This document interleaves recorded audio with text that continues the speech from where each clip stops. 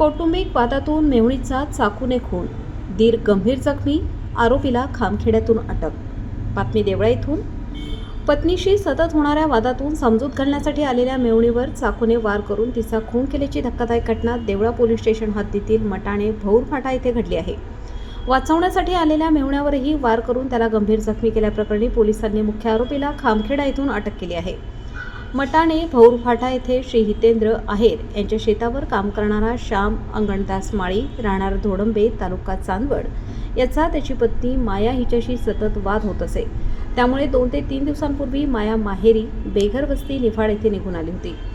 आज आरोपीची समजूत घालण्यासाठी पत्नी माया, तिची आई, भाऊ सोनू कराटे, लहान बहीण छाया ज्ञानेश्वर जाधव व तिचा पती ज्ञानेश्वर जाधव असे सर्वजण भौर फाटा येथे आले होते. समजूत घालत असताना आरोपी श्याम माळी व नातेवाईकांमध्ये पुन्हा वाद झाला. यावेळी आरोपीने मेहुणी छाया जाधव हिला, तू आमच्या संसारात सतत लुडबुड करत असते, आज तुला खतमच करून टाकतो असे म्हणून कमरेला आधीच खोचून ठेवलेल्या चाकूने तिच्या छातीवर डाव्या बाजूस खोल वार केला. छायाला वाचवण्यासाठी मध्ये पडलेला तिचा भाऊ सोनू कराटे याच्या हातावरही आरोपीने वार करून त्याला गंभीर जखमी केले. गंभीर जखमी झालेल्या छाया जाधव यांचा जागीच मृत्यू झाला. गुन्हा करून आरोपी श्याम माळी घटनास्थळावरून फरार झाला होता. घटनेची माहिती मिळताच देवळा पोलीस फॉरेन्सिक टीमसह तात्काळ घटनास्थळी पोहोचले.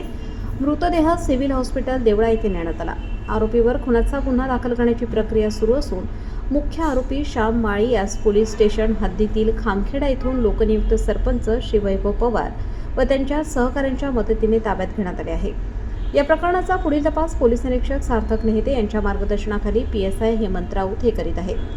कौटुंबिक वादातून घडलेल्या या हत्याकांडामुळे परिसरात हळहळ व्यक्त होत आहे. वृत्तसंकलन समाधान केदारे, कार्यकारी संपादक, देवळा.